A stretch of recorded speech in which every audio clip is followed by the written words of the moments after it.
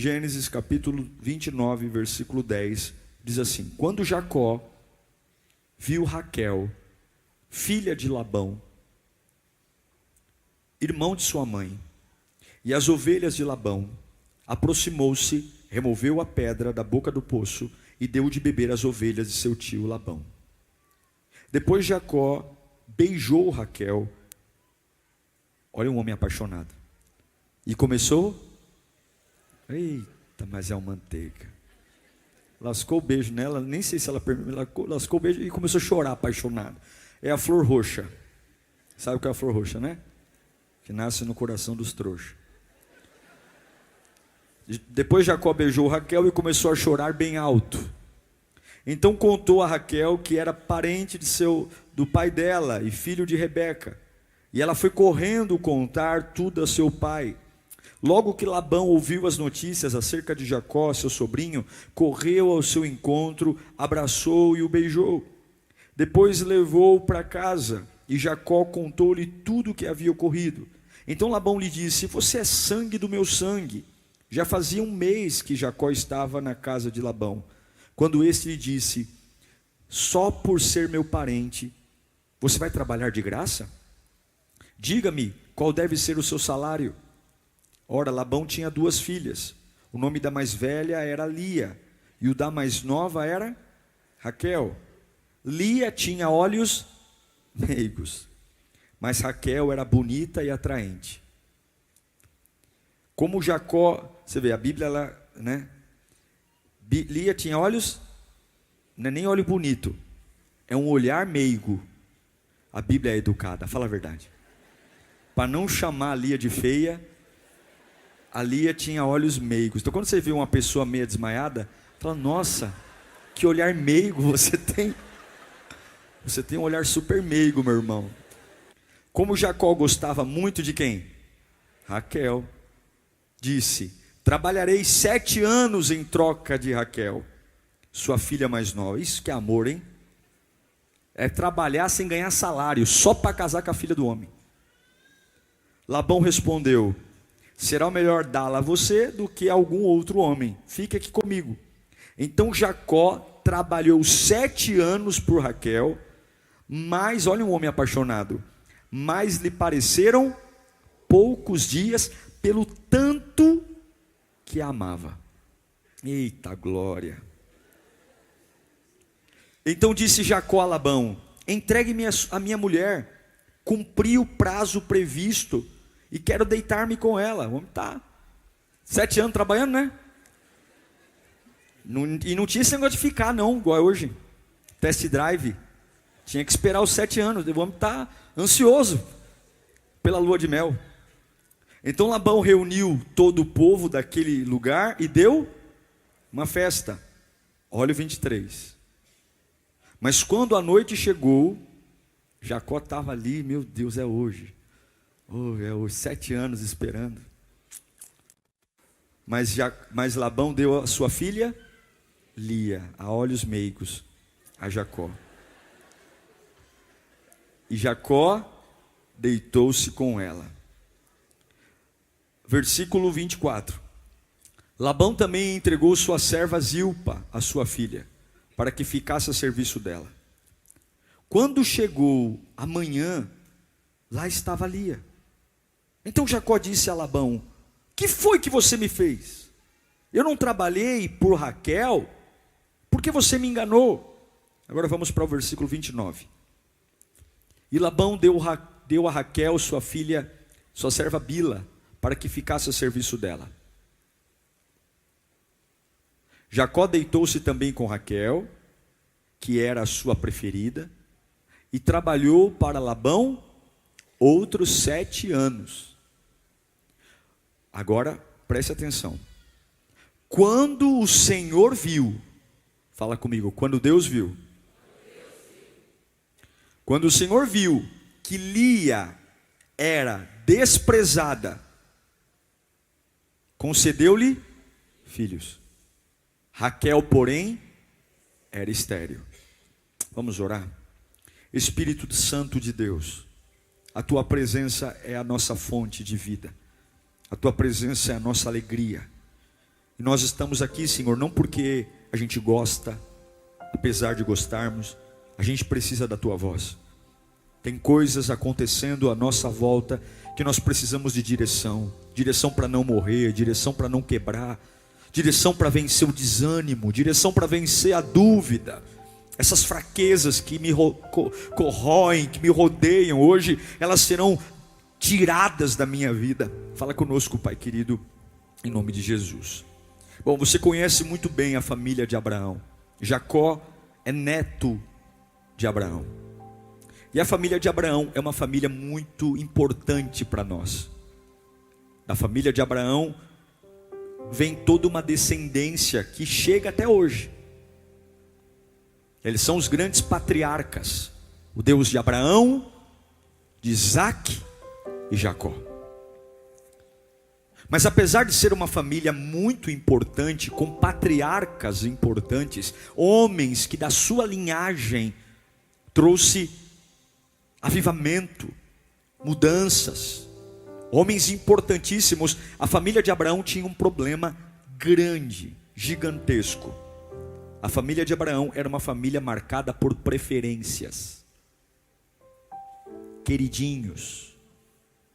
Abraão teve 2 filhos, Ismael e Isaac, mas Isaac era o filho preferido.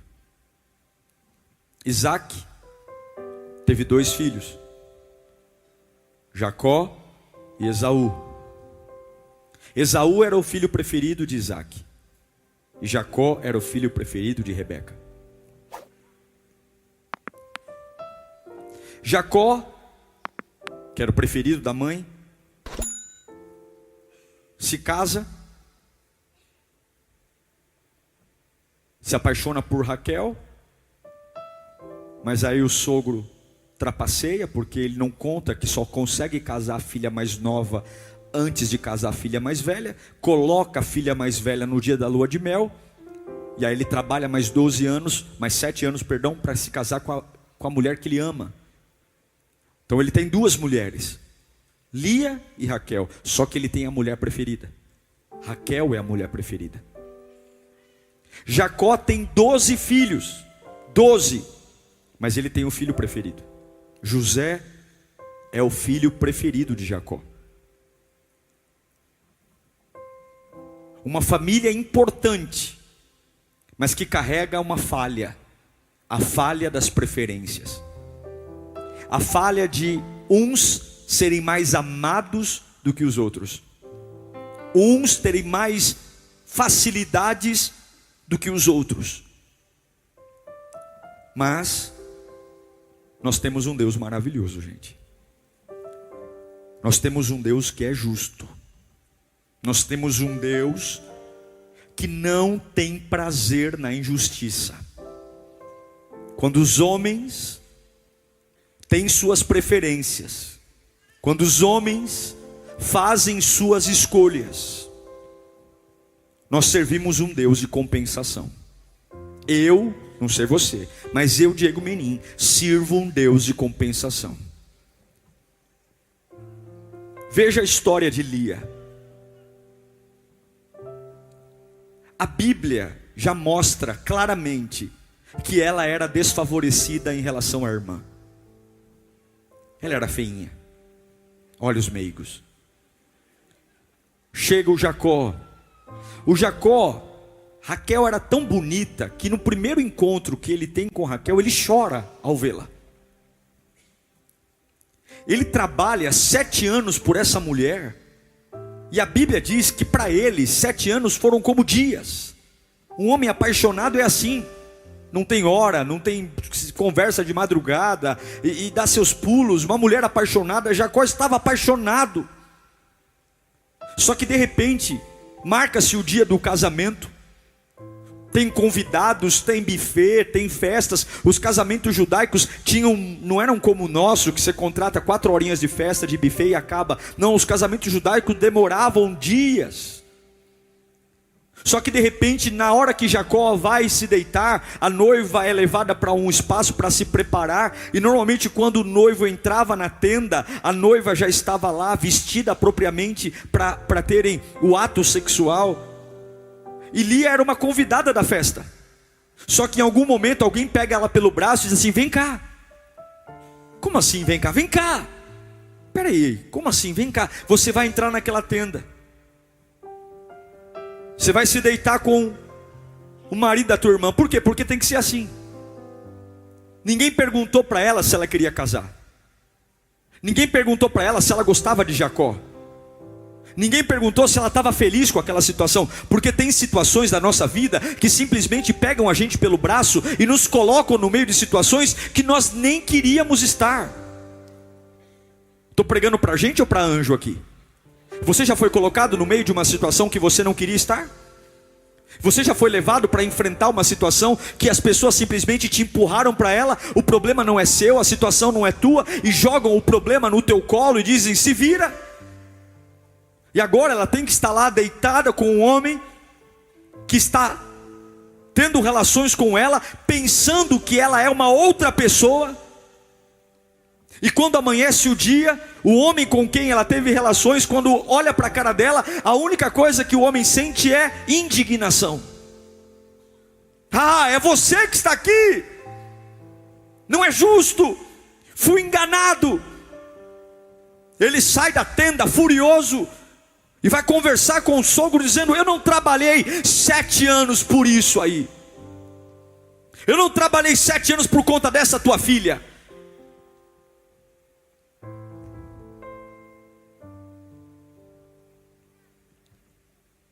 É a vida. Mas a minha Bíblia diz que Deus viu a forma como Lia foi tratada e a forma como Raquel foi tratada. Talvez Labão, o pai, nunca se deu conta do mal que ele fez para a própria filha.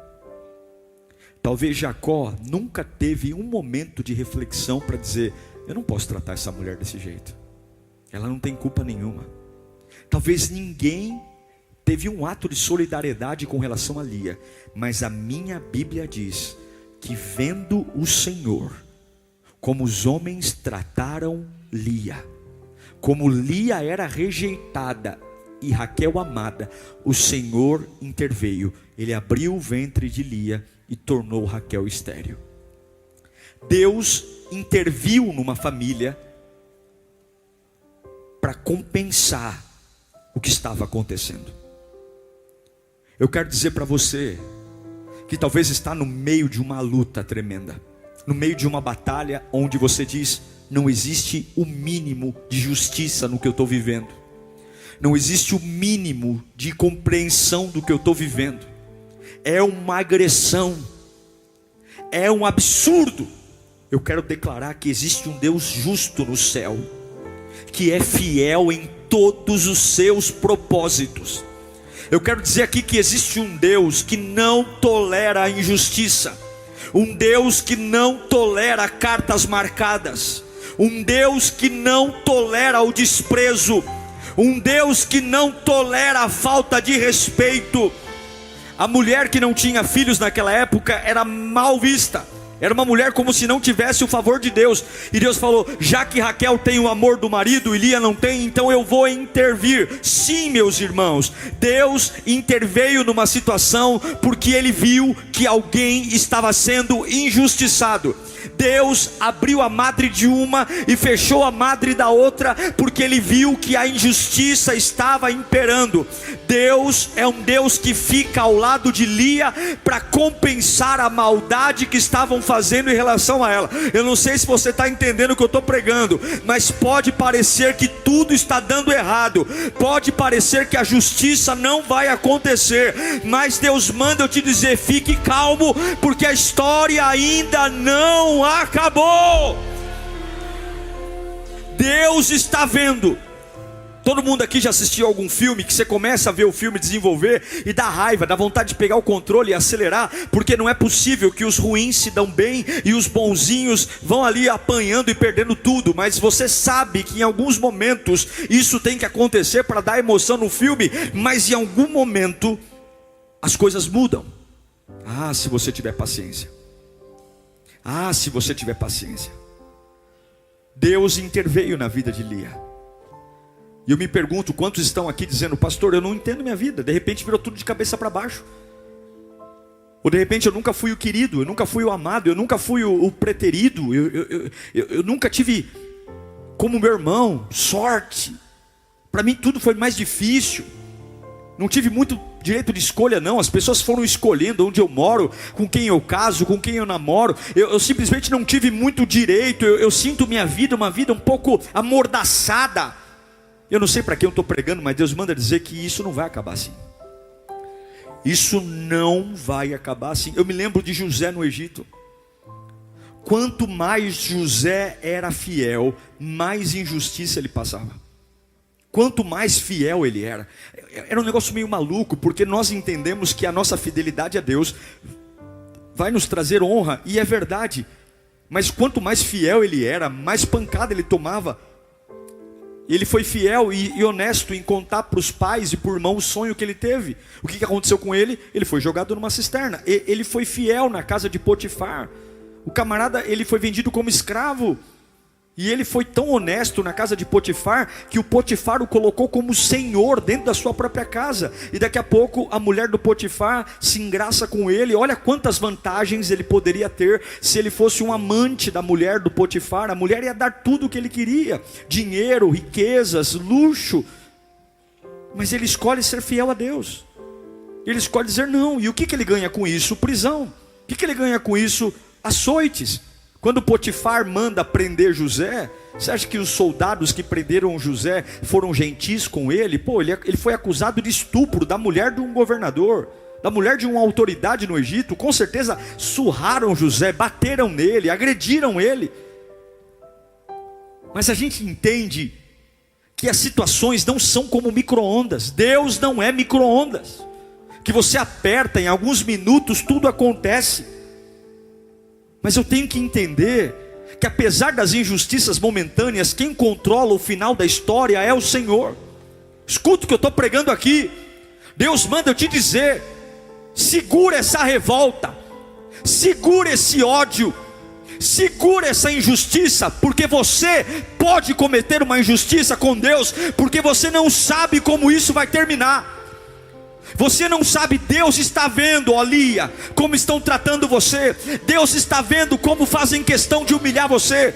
Deus está vendo como fazem questão de mostrar o quanto você é inferior, o quanto Raquel é linda, maravilhosa, e você só tem os olhinhos meigos. Mas há um Deus no céu que vê todas as coisas, e dele não escapa nada. Nada.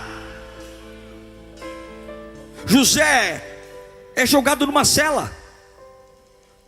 Chega um dia que ele está lá na cela, barbudo, fedendo, com as unhas grandes, pés sujos. Mas alguém toca um telefone lá e fala: me falaram que tem um rapaz aí preso, que interpreta sonho, é mais ou menos uma mãe de Iná aqui do Egito. Quem é esse camarada? É aquele ali barbudo ali, ó. É aquele barbudo ali. Aí chegam para ele e falam assim: esse menino aí é... então o faraó teve uns sonhos aí, umas vacas gordas, umas vacas magras. E aí José abre a boca e fala: eu sei o que é isso, 7 anos de uma coisa, 7 anos de outra coisa. E de repente é isso aí. Falam: traz ele para cá, corta a unha dele, tira a barba dele, põe uma roupa nele. Por quê? Porque você vai ser a segunda maior autoridade do Egito a partir de agora. Um belo dia ele está sentado com as unhas grandes, barbudo, no meio de uma cela, e no mesmo dia Deus abre as portas e ele vai para um trono de ouro para governar todo o Egito, e a chave do celeiro está na mão dele. Sabe por quê? Porque isso não acaba como está aí. Você não sabe o que Deus está fazendo. Levanta as tuas mãos para o alto. Você vai olhar para o teu maior desafio, para a tua maior injustiça, e a tua alma vai gritar. Grite bem alto: isso não vai acabar assim. Fala bem alto. De novo. Olha aqui, ó. Você está aflito. Você está aflito. Pode aplaudir Jesus. Mas pastor, escuta aqui, ó. Deus não precisa do comércio aberto para te abençoar. Ai pastor, eu estou olhando os concorrentes, eu estou olhando lá, está um fechando, o outro está fechando. Deus não precisa do comércio aberto para te abençoar. Escuta aqui, ó. Deus não precisa do dólar alto ou baixo para cuidar das suas finanças. Escuta aqui, Deus não precisa de apoio político para mexer na tua vida. Não precisa. Deus não precisa que você bajule ninguém. Deus não precisa de ninguém. Ele faz o que quer, como quer, e Ele manda te dizer: calma, cala essa boca cheia de dente e espera, porque isso não vai acabar assim. Eu vi Lia e eu vejo você. Eu sei como estão te tratando. Eu sei como você tem sido tratado. Não ache que é um sofrimento solitário, porque é isso que o diabo quer que você pense. Não ache que porque a tua alma grita, que você está nessa batalha sozinho, e é isso que o diabo quer que você pense. Eu estou sozinho nessa, ninguém me entende, ninguém me vê, ninguém me compreende. Isso é melancolia gerada no inferno. A Bíblia diz que quando o pai de Lia a abandonou, quando Jacó a desprezou, quando ninguém estendeu a mão para ela, a Bíblia diz que Deus viu que Lia era desprezada. E quando Deus vê, ninguém pode parar o que Deus vê. Quando Deus intervém, eu não sei para quem eu estou pregando aqui, mas você ainda vai rir do que te fez chorar. Oh meu Deus do céu, você ainda vai.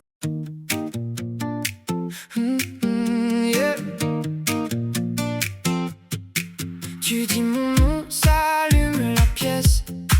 J'ai le cœur qui cogne à chaque message. Je fais semblant d'être fort, mais je le sais. Dès que tu ris, tout revient sur mon visage. Et ça tourne, tourne encore dans mes mains, dans mon corps. Je veux garder l'élan avant que tout me glisse entre les doigts. Cœur en boucle, quand tu passes tout me secoue. Cœur en boucle, je retombe toujours sur nous. Cœur en boucle, et je veux rester là, juste là. Quand tu me regardes comme ça. I almost said it on the way back home, but the words got stuck in my throat. You looked at me like nothing was wrong, so I let it go. We laughed about some random thing, like we were slowly fading out. Funny how we both can feel it, but never talk it out. It's always easier pretending than watching something end. We keep the peace in silence, like it's a better friend. I almost said it, but I didn't. Now it's hanging in the air. We act like nothing's different, but it's everywhere. I almost said it.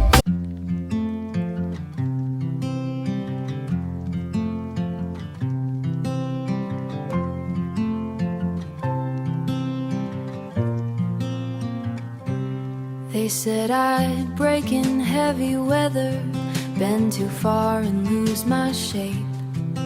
Carried storms I couldn't measure, wore the damage on my face. Tried to hide the cracks and fractures, like they made me less than whole.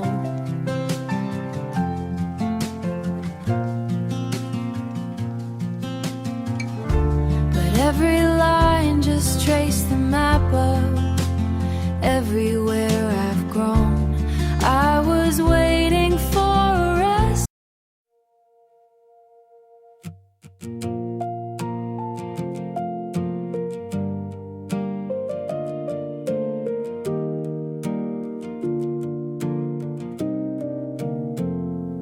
We stopped finishing our sentences, left them hanging in the air. Used to talk till morning came, now there's nothing there. We kept trying out a habit, not because it felt the same. Two good hearts just slowly walking out of place. No explosions, no blame to assign, just a quiet change over time.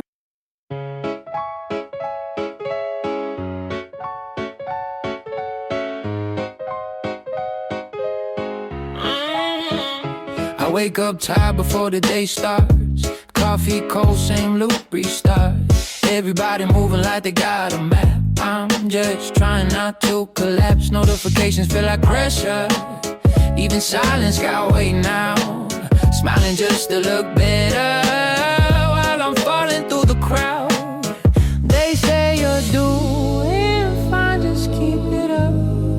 But they don't see what it costs. If this is what it takes to win, I think I'm already lost. I got a burnout halo glowing under broken sleep.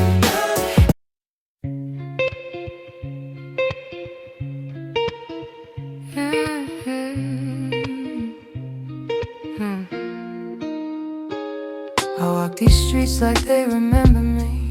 Neon signs blinking out my history. Same old cafe, same empty seat. But nothing here feels like it knows me.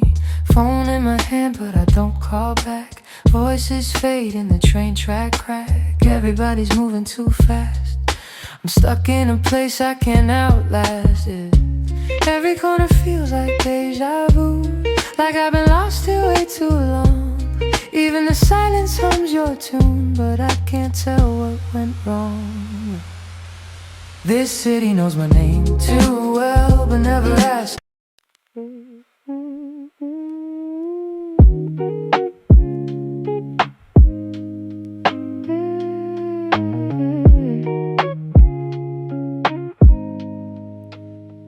I was broke with a dream in a ballroom.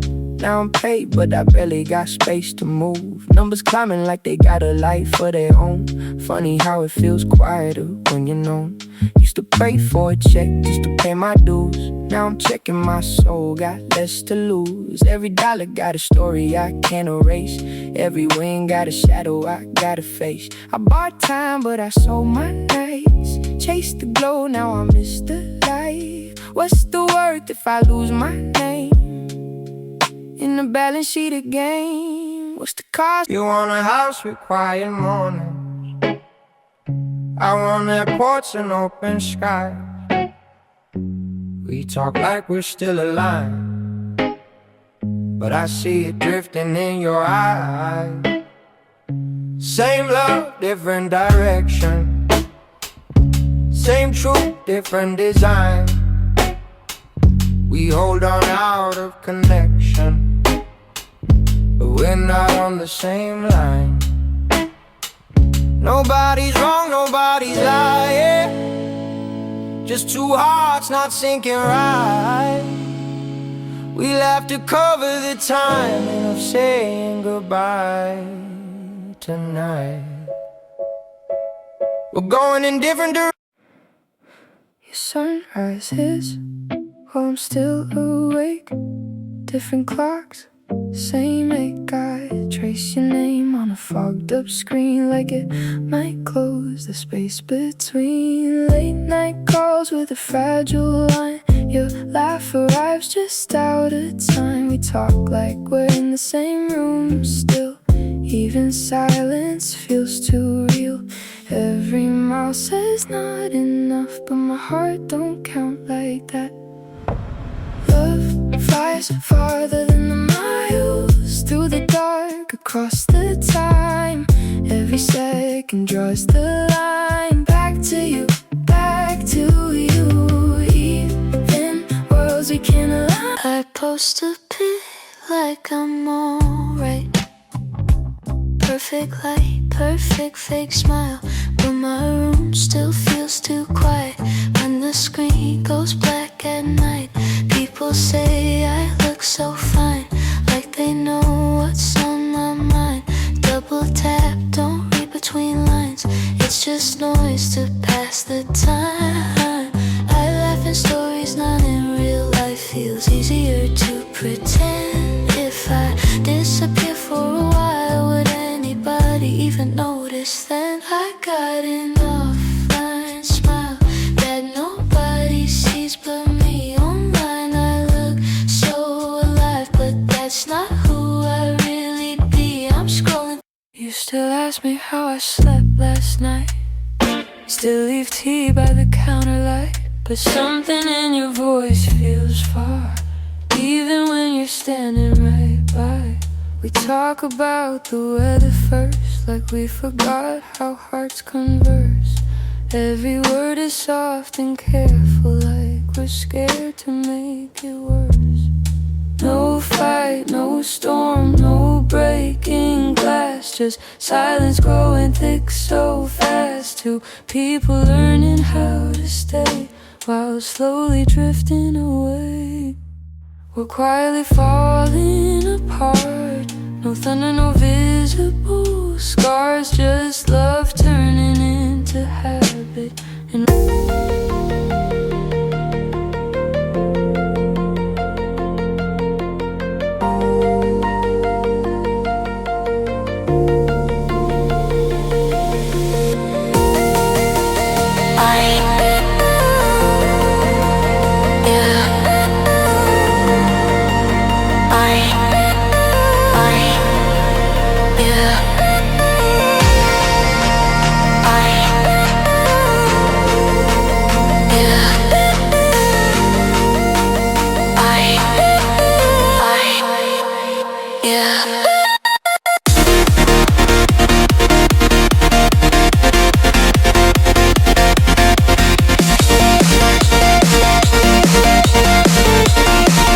vai rir do que te fez chorar.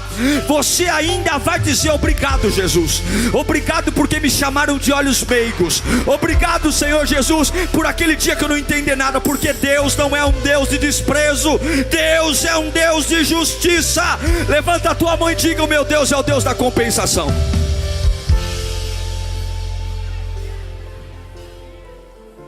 Ele está com você em todos os momentos. Lembra de José ainda? Quem jogou José na prisão foi Potifar. Havia uma lei no Egito que uma vez por ano toda a corte tinha que ir até Faraó, se apresentar, se ajoelhar diante de Faraó e beijar o anel, o sinete que estava na mão de Faraó. Toda a corte fazia uma fila. Quem está na fila para beijar o anel de Faraó? O Potifar, a mulher que acusou de estupro.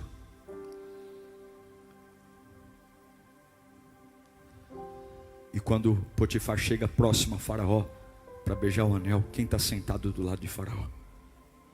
Quem está sentado do lado de Faraó? Quem está sentado do lado de Faraó? Quem está sentado do lado de Faraó? Quem está sentado do lado de Faraó? Você sabe o que é compensação? Isso é compensação. Deus falou: senta aí, porque aquele que um dia te jogou na prisão vai ver o que eu estou fazendo. Você não precisa ter pressa. Você não precisa se defender. Você não precisa deixar a amargura que estão jogando em você entrar na tua alma.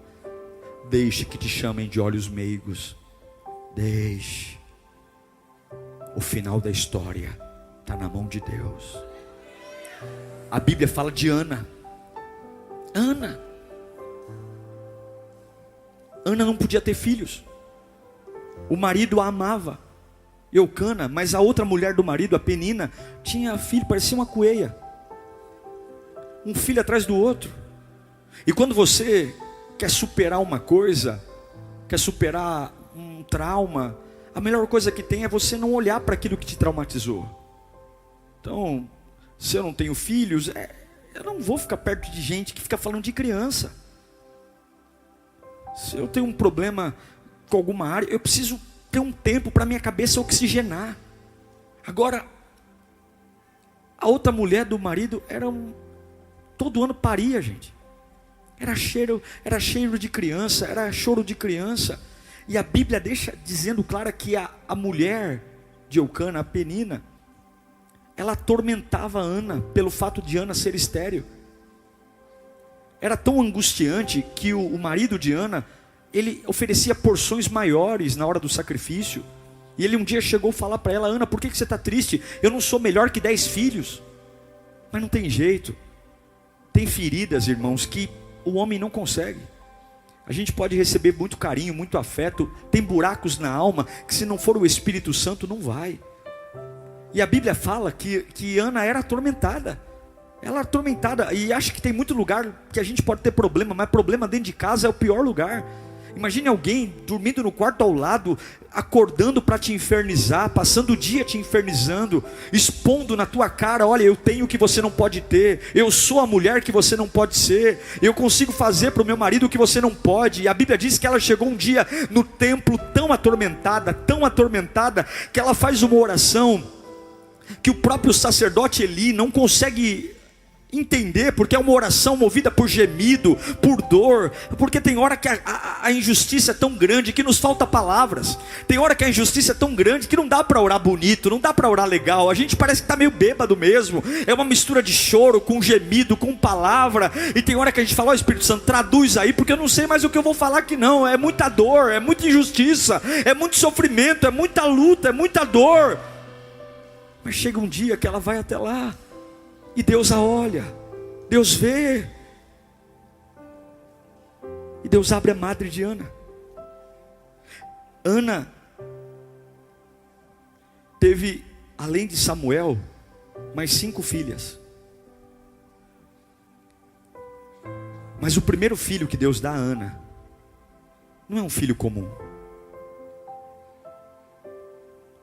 O maior profeta do Antigo Testamento saiu do ventre de uma mulher humilhada. O maior profeta do Antigo Testamento, o profeta que ungiu os reis de Israel, saiu do ventre de uma mulher humilhada. E todo ano, toda a congregação tinha que ir até o sacerdote para ser abençoada. A mulher que chorou se tornou mãe, basicamente, do presidente da república. Porque na época que não havia reis, os profetas conduziam tudo. Ah, se você tiver paciência. Se você puder esperar, você vai ver a glória de Deus. Ah, se você souber crer que Deus não é como homem. Ah, se você puder entender que Deus não vê como o homem vê, Deus não age como o homem age. Ah, se você entender, porque o nosso grande problema é lidar com o tempo, as humilhações, a minha idade, as cobranças de uma sociedade cheias de regras, de mitos, cheias de ritos. A todo tempo tenho que provar meu valor para os outros, a todo tempo tenho que me defender, a todo tempo tenho que provar quem eu sou. Mas saiba de uma coisa: Deus não está nem aí para isso. Se você tiver com problema com os outros, isso é um problema todo seu, porque Ele não vai mudar a sua essência para atender a sua humanidade. Deus não vai mudar quem Ele é para atender os seus caprichos. Quer comer manga verde? Coma, não reclama da dor de barriga, porque o que Deus tem para você, Ele não muda. Agora, como é que Deus compensa a gente? Como é que Deus muda a nossa vida diante das injustiças que a gente passa? Tem 4 maneiras que eu vejo as compensações de Deus na vida de um homem.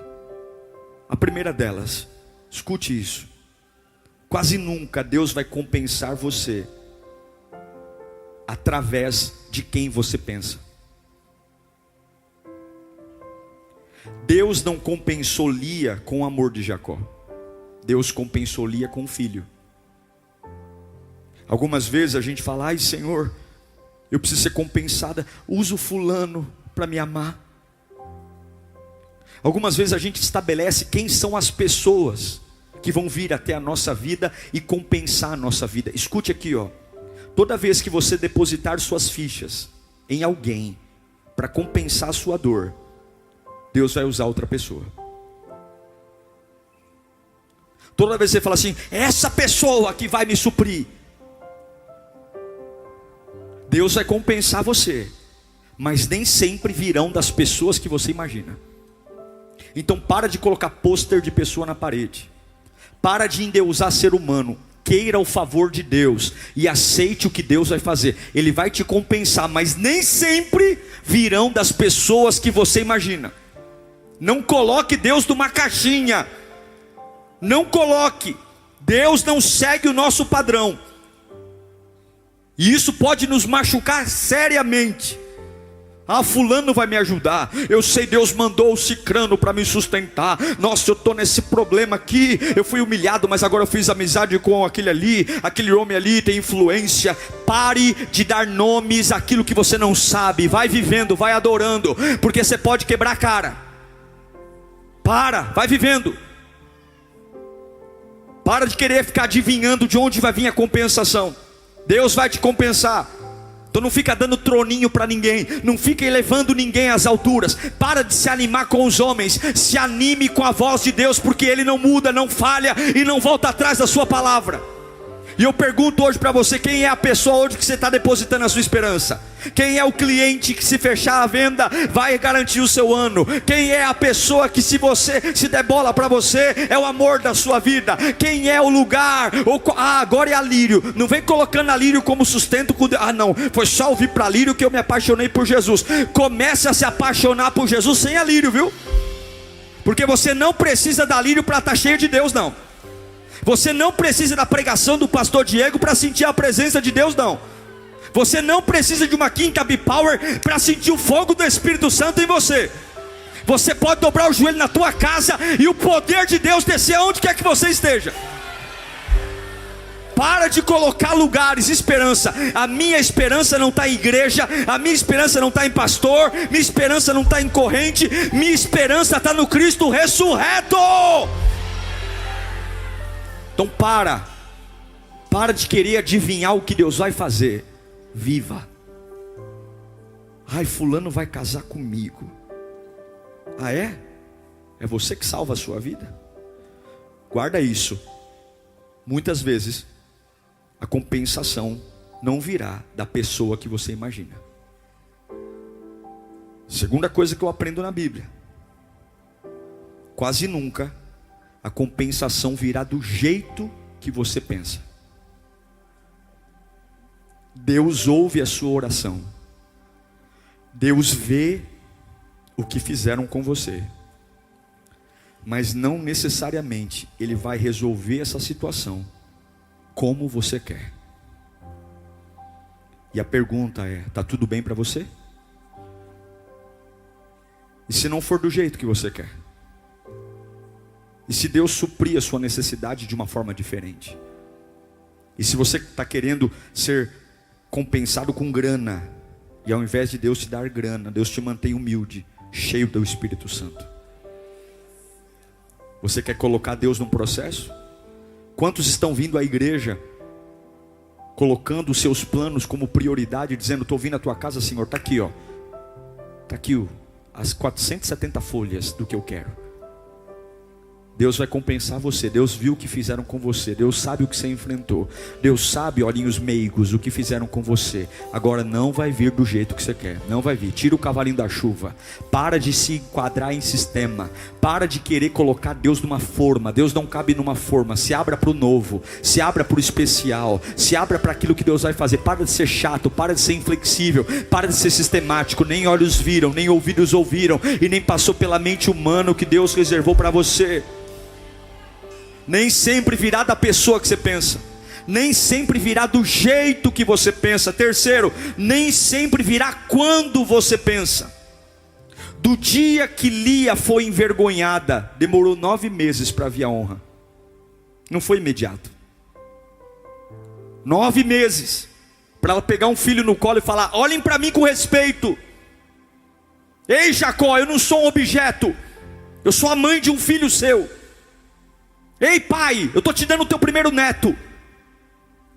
Parem de me tratar como objeto. Olha aqui, ó.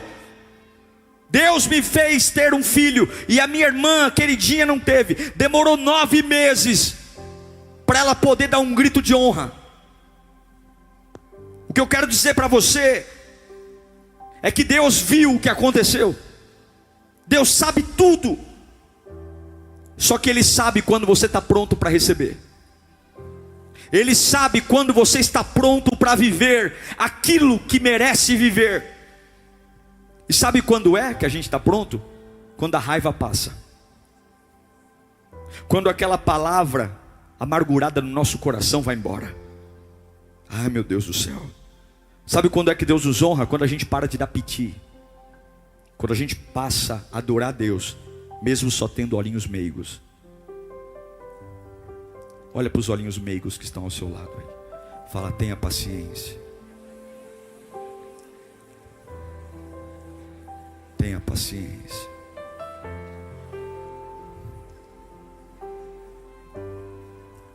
Deus não se move por piti, Deus se move por esperança.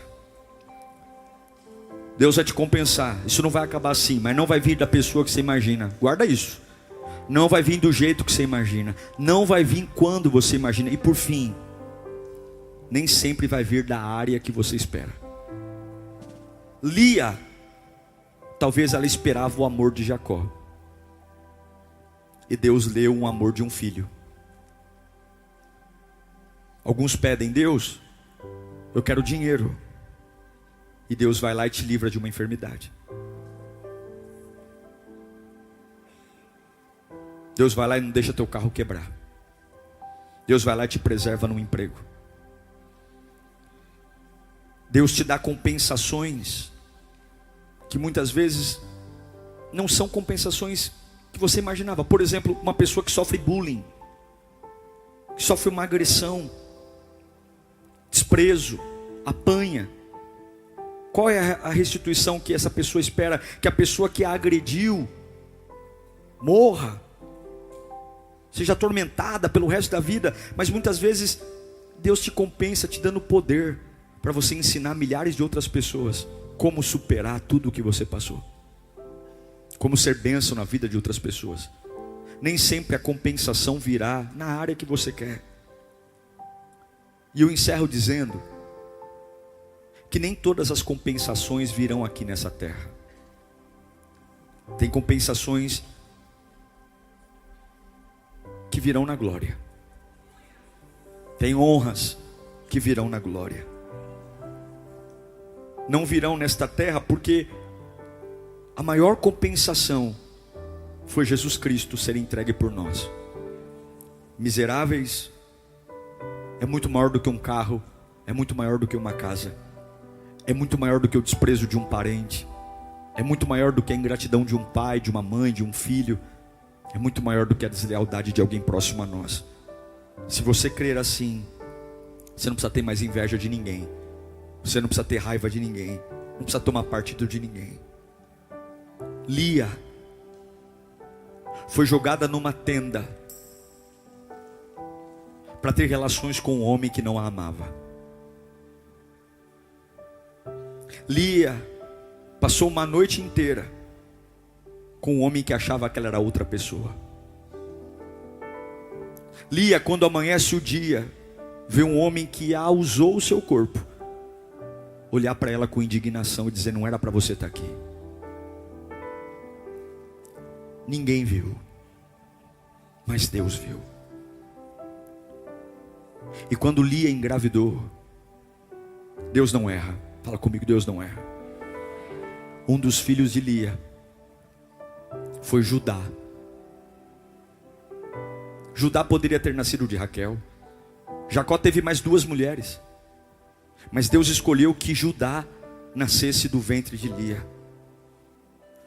E dos 12 filhos de Jacó, qual dos 12 Deus escolheu para ser descendência? Qual dos 12 filhos de Jacó gerou a descendência de Jesus Cristo? José? Benjamim? Não. Jesus Cristo descende de Judá.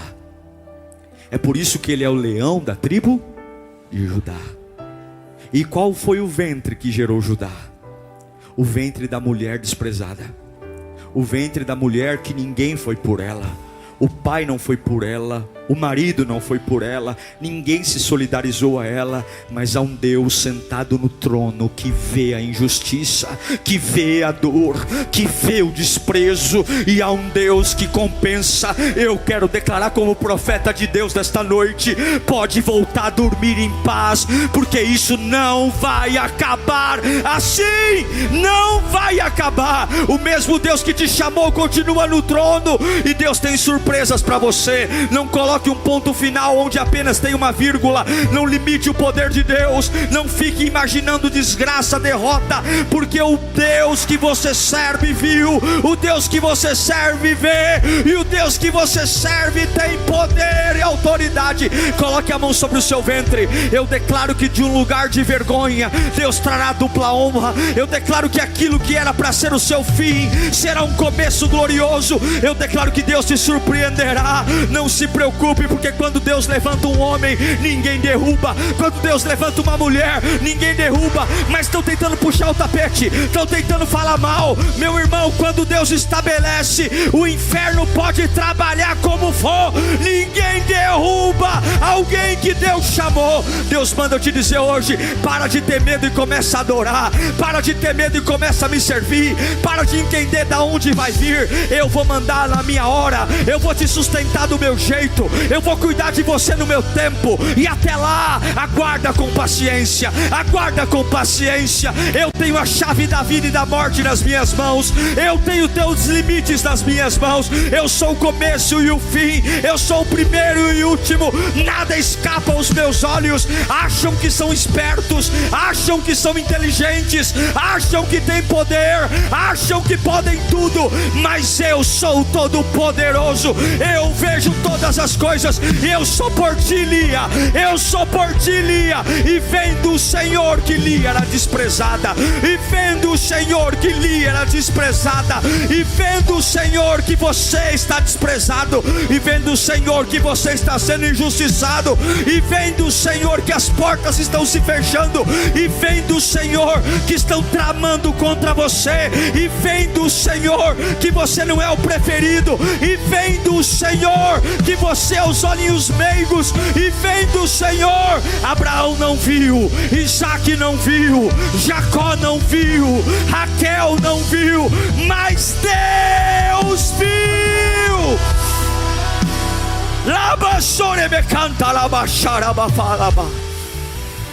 Deus viu. Levante-se desse vitimismo, curve sua cabeça. Deus viu. Então pare de repetir esse discurso de fracasso. Pare de ficar se lamentando, porque um homem que senta no governo do Egito não tem nada para se lamentar.